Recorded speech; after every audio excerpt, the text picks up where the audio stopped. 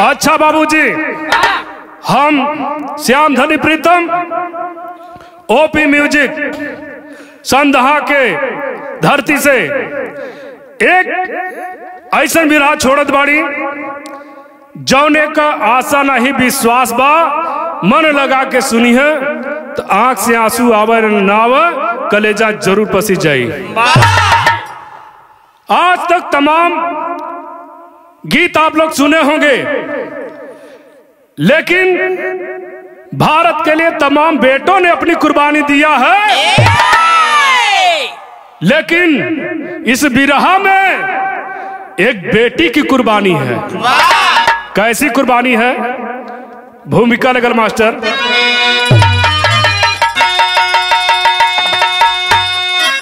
शान सम्मान सीमा का श्रृंगार सैनिक, देते शहादत हंस के वतन में, सरफरोशी की दिल में है रखते तमन्ना, जिंदगी जिनकी बस्ती शहीदी कफन में, 16 बरसे गगनिया चले गोली गोला, हिंद को आँच आने न देते चमन में, सपूतों की जयकार होती है भोला, अर्पित श्रद्धा सुमन है जिनके चरण में।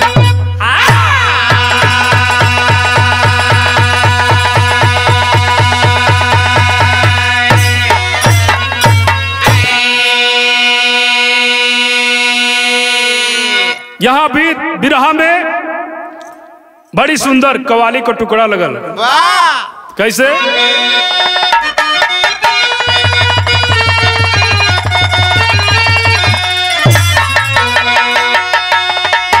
एक मासूका अपने आशिक से, या एक गायिका अपने गायक से, या नायिका अपने नायक से कह रही है क्या? अरे मैं नाजे हुस्न हूँ, तुम मेरा यह तराम करो, जवानी नाम है मेरा मुझे सलाम करो, जवानी नाम है मेरा मुझे सलाम करो, जवानी नाम है मेरा मुझे सलाम करो। इतने में आशिक जवाब देता है, तुम्हें सलाम करेंगे मगर ये काम करो, तुम अपनी मस्त जवानी हमारे नाम करो, अपनी मस्त जवानी हमारे नाम करो, अपनी मस्त जवानी, अपनी मस्त जवानी हमारे नाम करो। इसी धुन में बिरहा में भाव लगल। कैसे? भर जब पे फौजी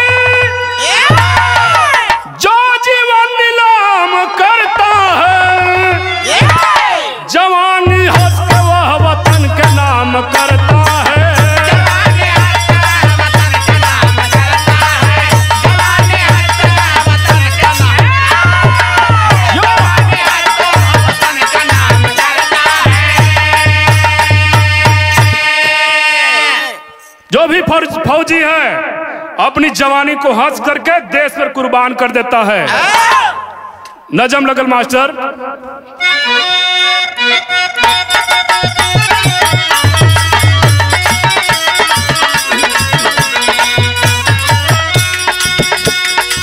मध्य प्रदेश में इंदौर जिला है,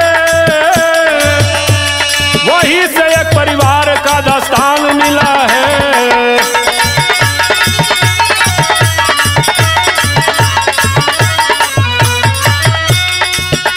परवानपुर के किसान छोटे किसान थे, परवानपुर के किसान छोटे किसान थे, पत्नी प्रभा देवी के सर के सम्मान थे।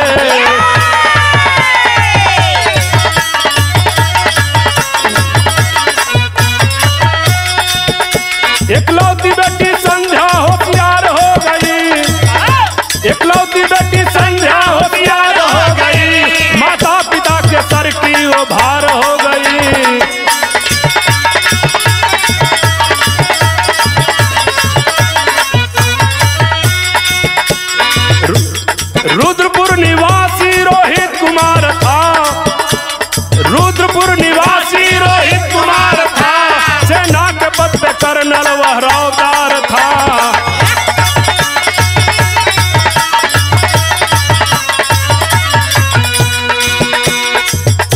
कर्नल की शादी हो गई संध्या के साथ में, कर्नल की शादी हो गई संध्या के साथ में, पति को सताने लगा उलझन ले माथ में।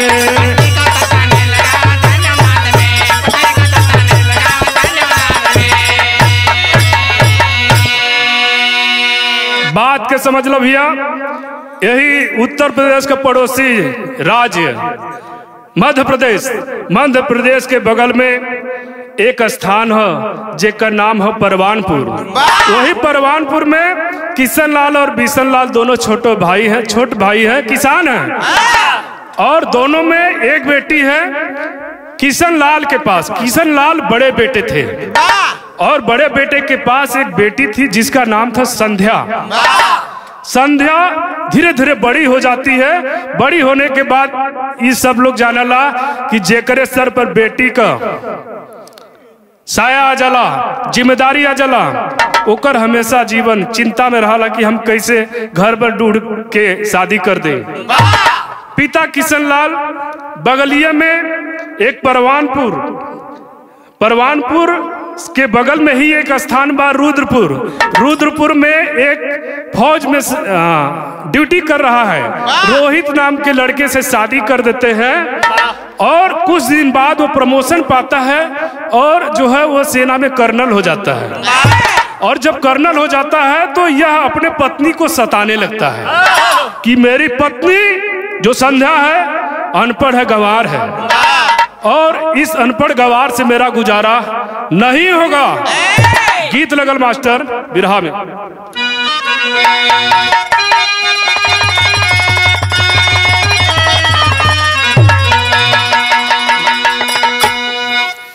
इहो अपने जमाने का चर्चित गीत बा। अरे झूलनिया का गुजवा, अरे झूलनिया का गुजवा टूटल ये राजा, चवनिया में गड़िया टूटल ये राजा।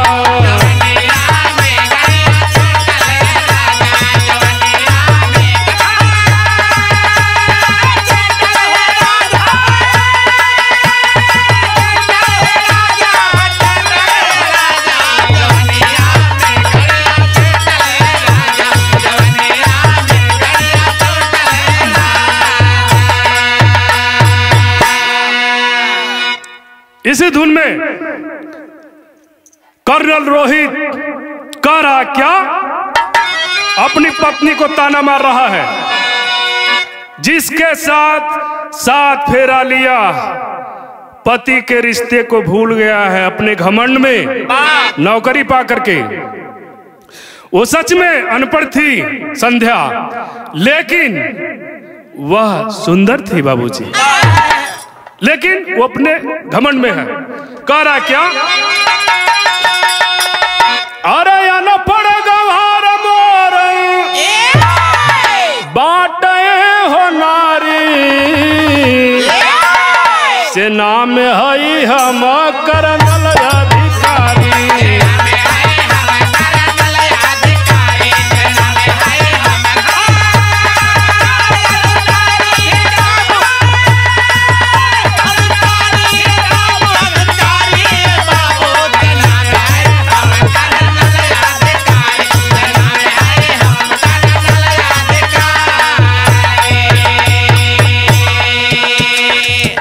अरे दिहल तलाक सजनी के सजनवा, संध्या बितावल मायके में दिनवा।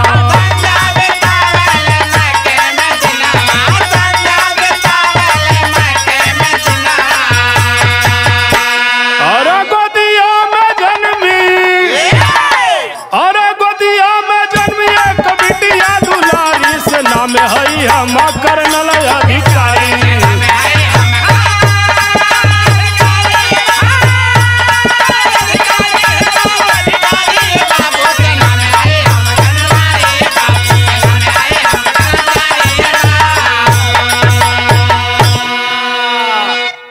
कहते हुए रोज ताना देता था, आए दिन झगड़ा करता था, मारता पीटता था दोस्तों, और लास्ट में संध्या बिटिया के घर से मार करके बाहर कर देता है। और जानती है कि घर में मेरा वहाँ पर मायके में भाई भी नहीं है, बूढ़े माता पिता हैं, हम कैसे गुजर करेंगे। लेकिन फिर दोनों आत्मा दिमाग में आती है कि चलते हैं, माता पिता के सामने रहेंगे। और सोचने वाली बात है कि उसको 6-7 महीने का गर्भ भी है, और उस अवस्था में उसने घर से बाहर किया, निर्दयी बन गया। तो टेरी में लिखना पड़ा क्या,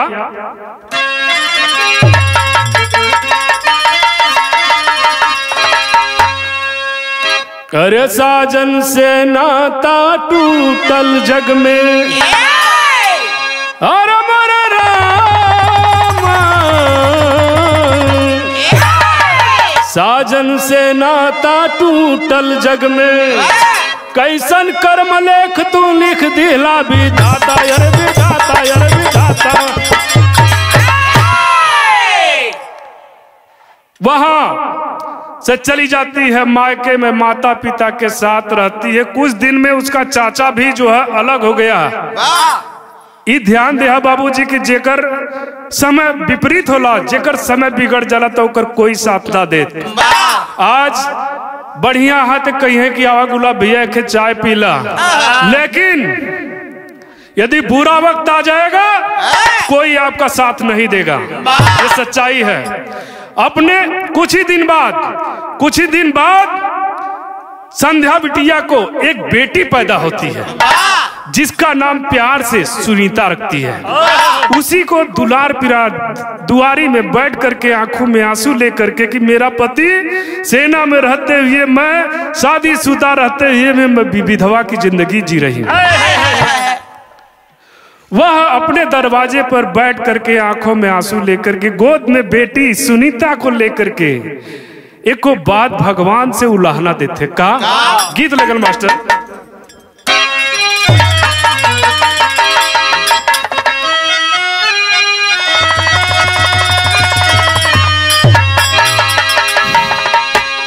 अरे हम तुमसे जुदा होके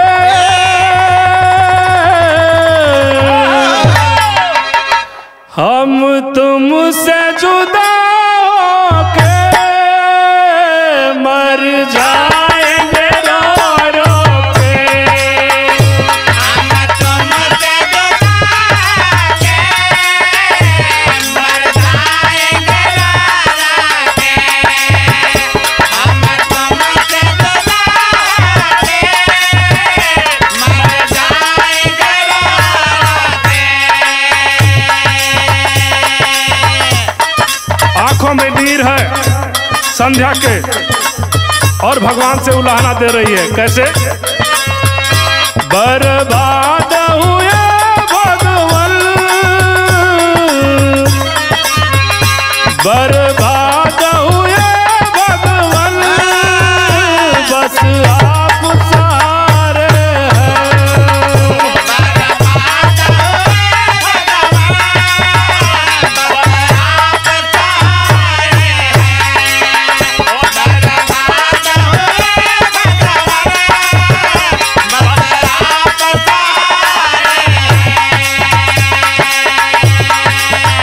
बर्बाद हुए भगवान, बस आप सहारे हैं। बर्बाद हुए भगवान, बस आप सहारे हैं। बर्बाद हुए भगवान, बस आप सहारे हैं। वीरान हुआ जीवन, बस आप सहारे हैं। वीरान हुआ जीवन, बस आप सहारे हैं। वीरान हुआ जीवन, बस आप सहारे हैं। संग छूटा सजना का, दुनिया का मता न सहूं। संग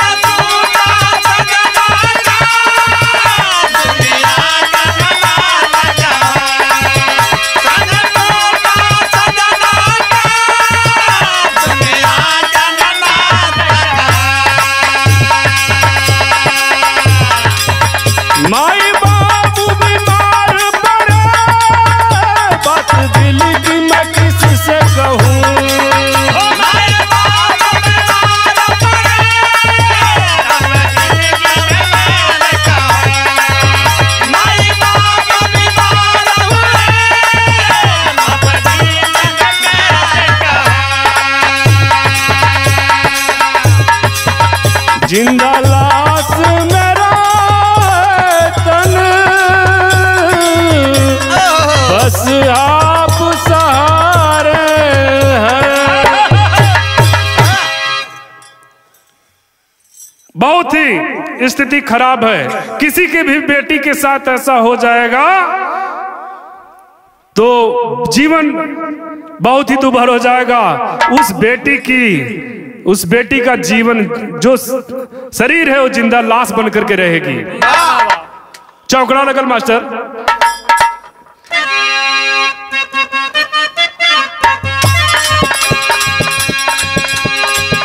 अरे माता पिता के मरने पर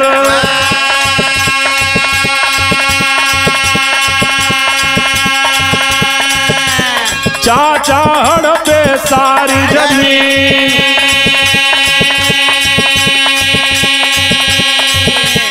जबलपुर में लेकर क्वार्टर,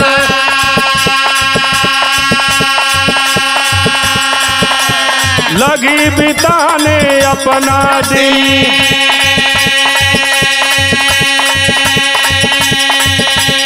मजे अमीरों के घर का, चौका बर्तन हो गमगीन। अरे झेले मुसीबत भारी संध्या, झेले मुसीबत भारी संध्या, दिल ने सपना लिए हसीन।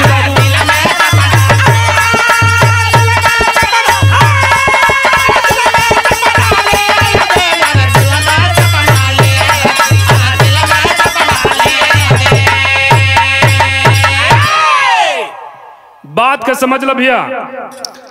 जब ही कुछ दिन बाद माता पिता बीमार रहने लगे, बेटी के गम में, बेटी के घर के उजड़ने के गम में बीमार रहने लगे।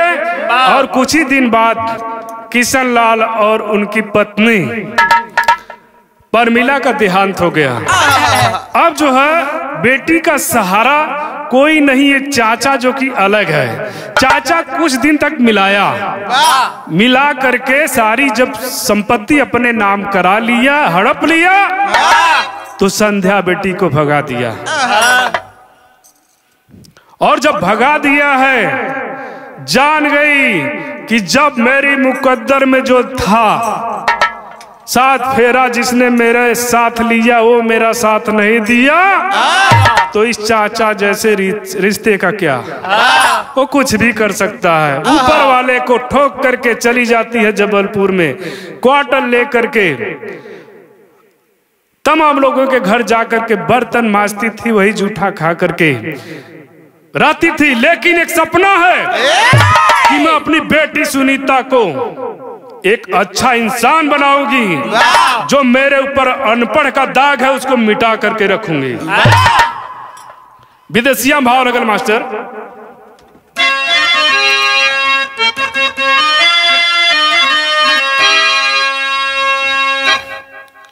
दूसर बियाह कैले रोहित कुमार करना,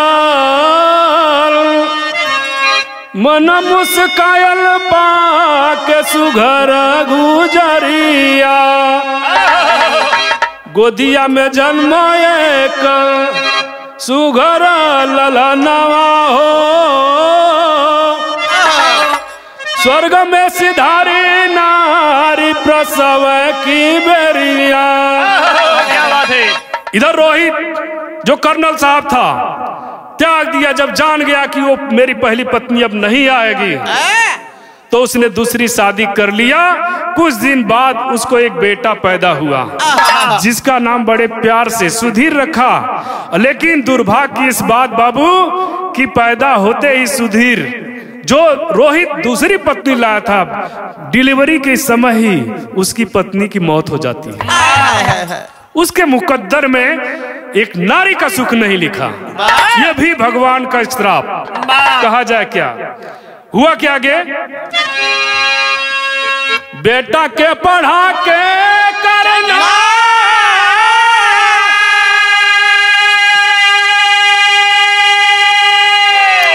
मैं जरा बनावाला हो,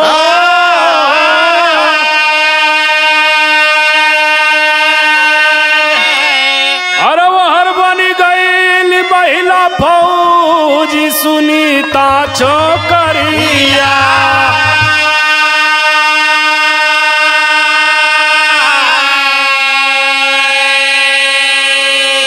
इधर रोहित कुमार अपने बेटे सुधीर को पढ़ाना शुरू किया। उधर जबलपुर में एक विवाहित विधवा के रूप में जिंदगी काटते हुए संध्या अपने बेटी को पढ़ाना शुरू की मित्रों।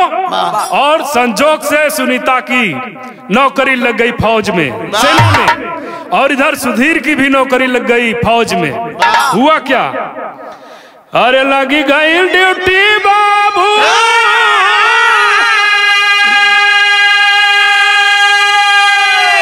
अरे जम्मू कश्मीर घाटी,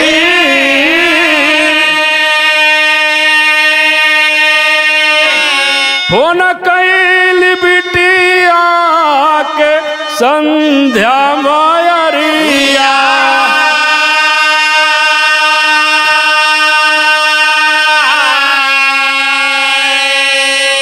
बरडुड़ सदिया के दिन रखवली तोहरे, सदिया करके आई अपनी बखरिया।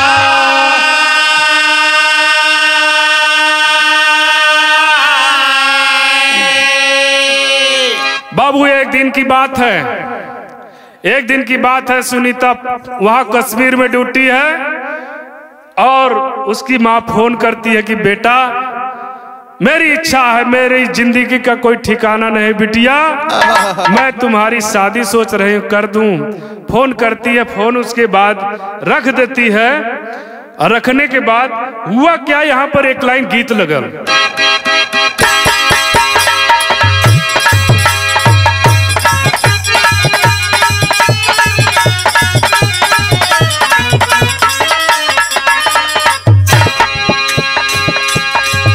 झुमका झुलनिया हंसुली नथुनिया चाहे कजरा के धार,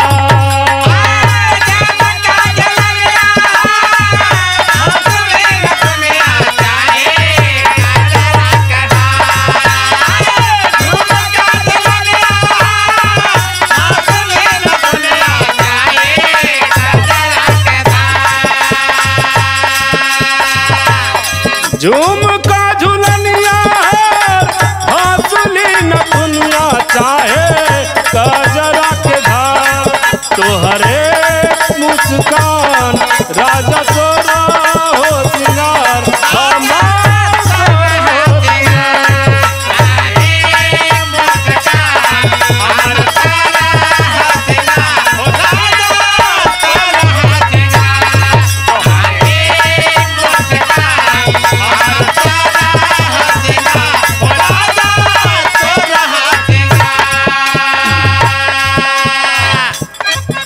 आप जान रहे हैं कि 14 फरवरी 2019 को उसी जम्मू कश्मीर से श्रीनगर के लिए लगभग 350 किलो आरडीएक्स जा रहा था और दिन का समय था 3:30 बजे। और उस समय जैसे मोहम्मद के जो भी आतंकवादी थे वो जो है 42 जवानों को उड़ा दिए थे। आप लोग समाचार पत्रों में पढ़ा होगा मित्रों। और ये 78 गाड़ियों, आरपीएफ की 78 गाड़ियों पर अटैक किए थे और 42 जवान हमारे मारे गए थे। उस समय तत्कालीन प्रधानमंत्री आदरणीय नरेंद्र मोदी जी तत्काल जो है सर्च ऑपरेशन का सेनाओं को आदेश दिए और सर्च ऑपरेशन में आदेश दिए कि ढूंढ ढूंढ करके उनको मारा जाए। हुआ क्या, भैला पुलवामा में आतंकी हमला साजिश राजा पाकिस्तान,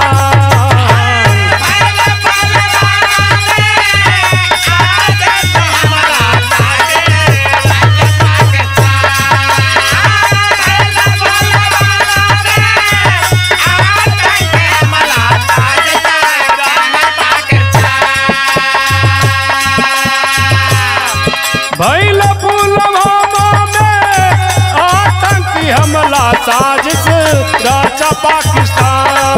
मरे 42 जवान, घाटी हुई शमशान, घाटी हुई शमशान।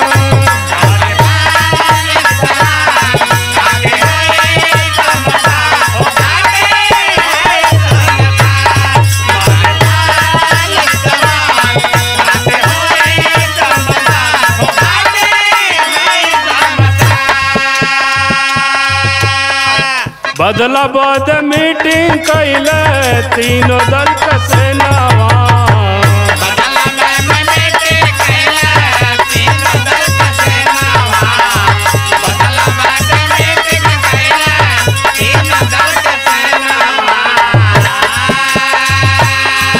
जारी कश्मीर में भइले सर्च ऑपरेशनवा।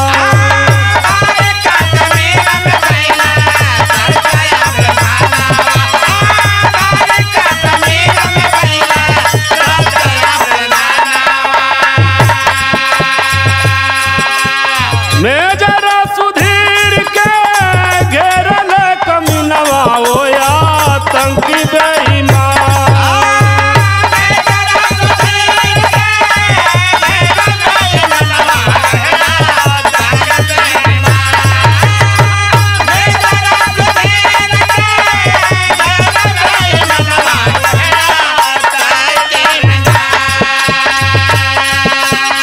मेजर सुधीर के घेरल कमीनवा ओ आतंकी बेईमान।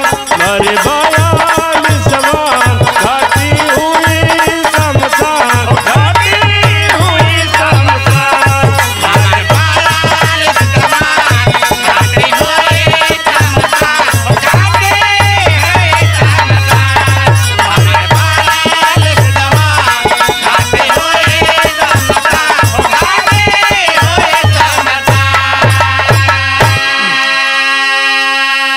उस सर्च ऑपरेशन में मेजर सुधीर की ड्यूटी लग गई और वहां पर सुनीता की भी लगी है और इन दोनों को आतंकवादी घेर लेते हैं।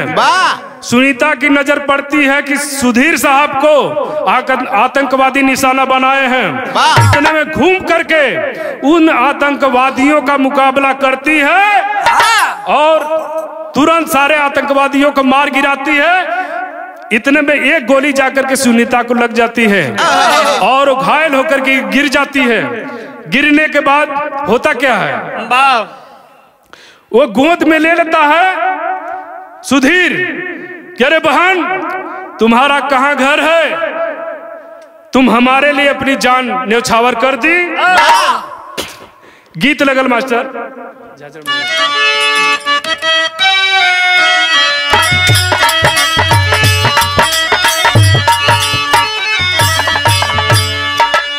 माता बहन लोगन का बहुत प्यारी गीत बा जो उनकी शादी विवाह में गवाला।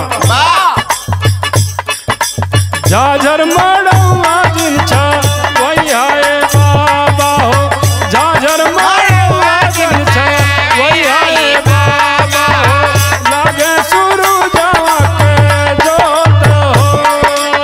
झाझर मड़ौआ जिन छा वही आए बाबा हो, लागे सुरु जावा के जोत हो।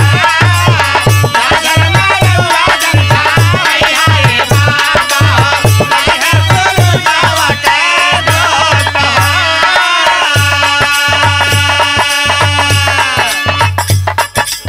गोद में घायल सुनीता है। फौजी सुनीता से मेजर सुधीर कह रहा है क्या? सिनवा में गोली खाके अपने तू बहिनी हो, सिनवा में गोली खाके अपने तू बहिनी हो, मोरा बच्चा वालू पारान हो।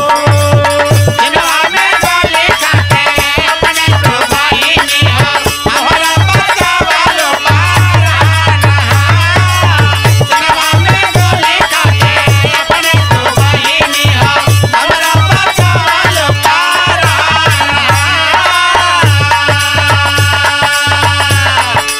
हमरे तनाई बाटे एकहु बहिनिया हो, हमरो तनाई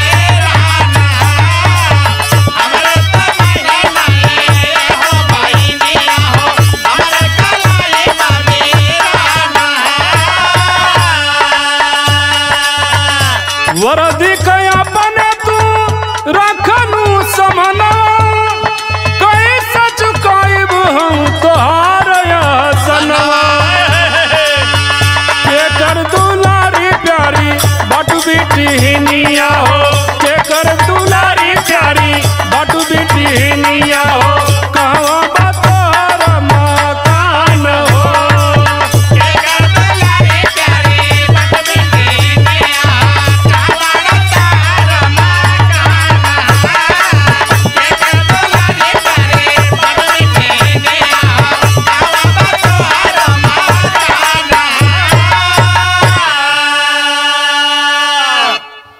अय बहन तू हमको बता दे तुम्हारा कहाँ घर है मकान है तू किसकी बहन है तू किसकी बेटी है जरा हमको बता दे बहन तूने हमारे लिए अपनी जान को कुर्बानी में डाल दिया हमारे पीछे कुर्बान हो गई बहन थोड़ा अपना परिचय दे दे।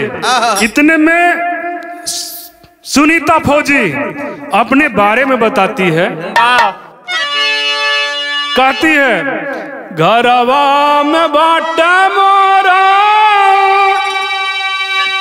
अरे बुढ़िया मतरिया कि बुढ़िया मतरिया जिया जग में लेके लचरिया ये सब्जी हे साहब घरे हमारे बुढ़िया माई बा मांग में सिंदूर हो फिर भी वो विधवा के जिंदगी जिए थे साहब बिटिया कला सजाब पहुँची दुआरिया कि पहुँची दुआरिया रोई छाती पीट के मैरिया साहब जी साहब जी हमार जब लाश हमारे घरे पहुंची तो हमार माई बहुत रोई ओकर दुनिया में हम ही साहब ओकरे अलावा क्यों ना साहब हमार बाबूजी हमारे माई के छोड़ देले हूँ उस सुहागर रहते हुए भी विधवा को जिंदगी जिए थे साहब इतना कहता धैली स्वर्ग का डगरिया कि स्वर्ग का डगरिया रोवला सभर कवरिया सब्जी सुधीर कह रहा कि नहीं नहीं बहन तुमको कुछ नहीं होगा तुरंत हम एम्बुलेंस बुलाते हैं तुमको हम बचा लेंगे बहन हमारे पास कोई बहन नहीं इस दुनिया में मैं बिना बहन का हूँ मुझे राखी बांधने वाला कोई नहीं बहन तू बच जाएगी तो कम से कम तुम मुझे राखी तो बांधेगी इतने में कहते कहते समझाते रहा है फिर भी देख रहा है कि उसके प्राण पखेरु उड़ गए हुआ क्या पापट में भाव लगल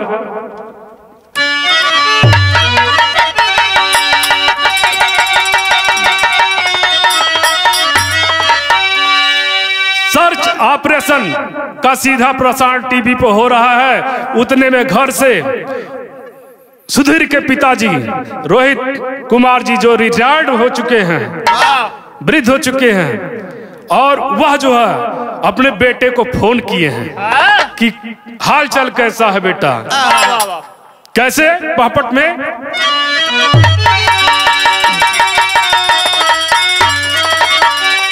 अरे कैला फोन ले आंखों में नीर धीर ना बाबू के कैसे हुआ बेटा मोर सुधीर धीर ना बाबू के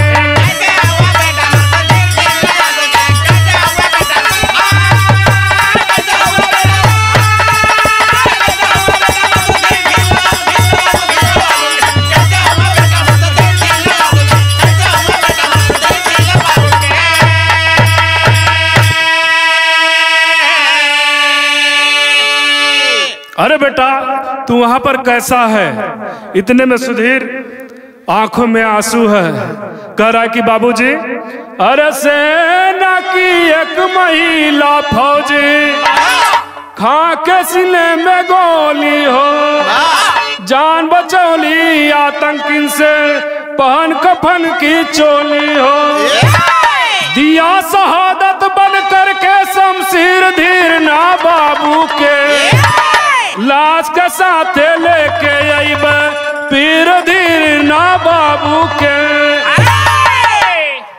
बाबूजी ये बेटी सुनीता ये जबलपुर की रहने वाली है इसकी मां का नाम संध्या है। संध्या का नाम सुनते ही कर्नल रोहित कुमार अवाक हो जाते हैं, लेकिन कहते नहीं नहीं, ऐसा नहीं हो सकता। वो तो जो है वहां जबलपुर की नहीं है, ये तो परवानपुर की थी। उनका दिमाग जो है चकरा जाता है, लेकिन उतने में फोन रख देते हैं। फोन रख देते हैं और वहां पर सुधीर के जो कमांडर हैं घर पर फोन करवाते हैं, सूचना देते हैं कि ऐसी ऐसी घटना हो गई है। तो आल्हा में भाव लगल मास्टर।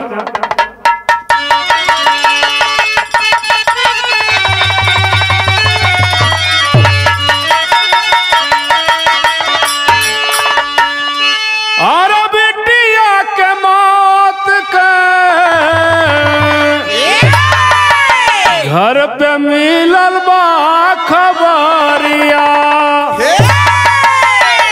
पवली मतारी टेलीफोन से सुजा।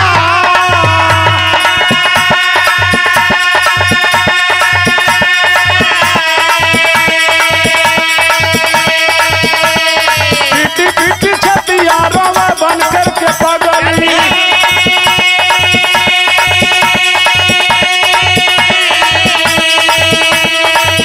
पीटी छतिया रोवा बना करके पगली।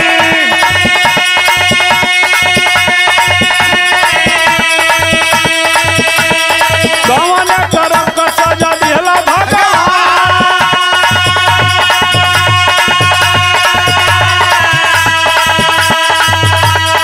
बेटी का विदाई अपने करहु न पवली।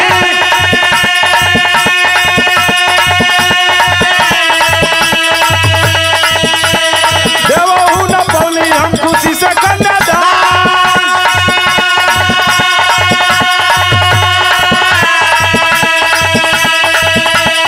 बहुत ही सुनीता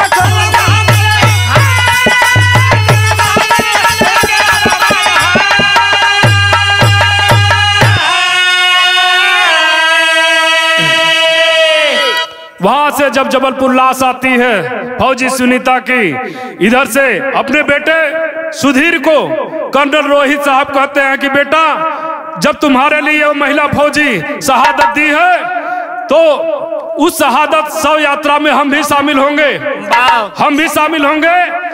और वहां पहुंचो जबलपुर, मैं भी वहां पर पहुंच रहा हूं। जब ही वहां पर पहुंचा है शव यात्रा का काफिला, कर्नल साहब जो रोहित कुमार थे अपनी पत्नी संध्या देवी को देख करके पहचान लेते हैं कि ये तो मेरी पत्नी है। अवाक हो जाते हैं और वो भी देख लेती है और रोने लगती है दूर से ही कि हमके छोड़ देले रहला ना, हमके छोड़ देले रहला, हम तुहार औरत है, तू हमके आपन माना चाहे मत माना, हम तुहार औरत है। ये भारतीय नारी की संस्कृति है दोस्तों। ये विश्व के न तो अमेरिका में मिलेगा न तो पाकिस्तान में मिलेगा, ये भारत में केवल मिलेगा कि नारी जिसको मान लेती है अपना पति, वह उसको कभी भी बेमुख नहीं करती है। सारी करनी कर्नल रोहित की खुल जाती है। वहां पर समाज लगता थूकने, यहाँ पर साहब कर्नल साहब के साथ और सेना के साथ उसका सुनीता का अंतिम दाह संस्कार होता है। लेकिन वहां के समाज कर्नल रोहित साहब को बार बार यही धक्का दे रहा है। क्या कर रहा है? खड़ी में भाव लगल मास्टर।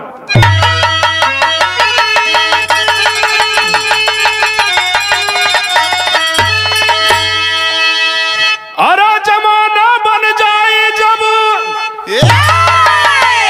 जालिम ना तो कैसे निभही, करनी कर्नल का निहार के तू कला सबही।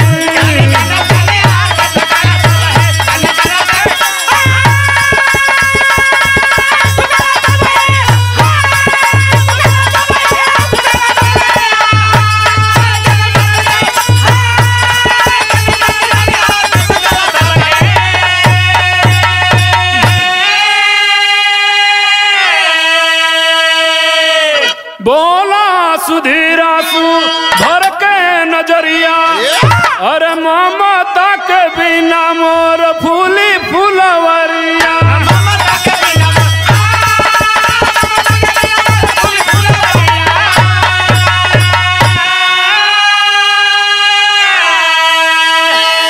आंखों में आंसू लेकर के सुधीर कहता, ऐ माँ, अब तुम्हें मेरे रहते कोई विधवा नहीं कहेगा, तुम हमारे साथ रहोगी।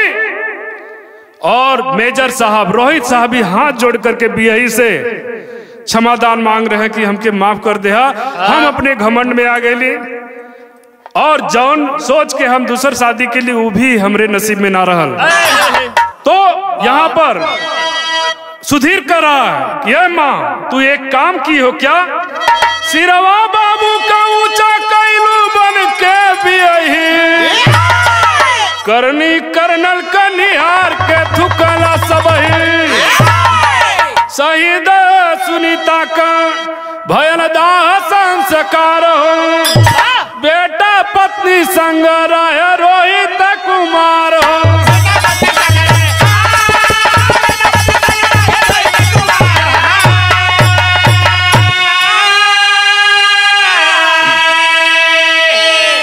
बेटा सुधीर और कर्नल साहब और बूढ़ी माता संध्या भी साथ में है, आज भी रह रहे हैं, जी रहे हैं।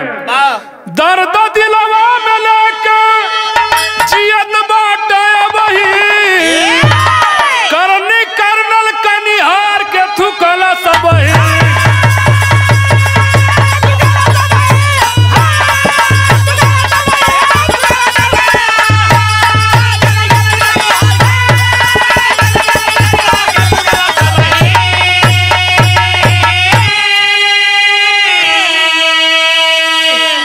विरहा के अंत में पूरे देशवासियों से मेरी एक गुजारिश है, जहां कहीं भी रहे, देश के सैनिकों के लिए रात में जब खाना खा करके सोते हैं, क्योंकि जब हमारा परिवार सोता है तो वो हमेशा जाग करके सीमाओं की रक्षा करते हैं, तब हम सुरक्षित रहते हैं।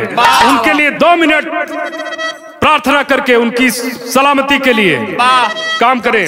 कहना है क्या, गुरु घर आने का परिचय।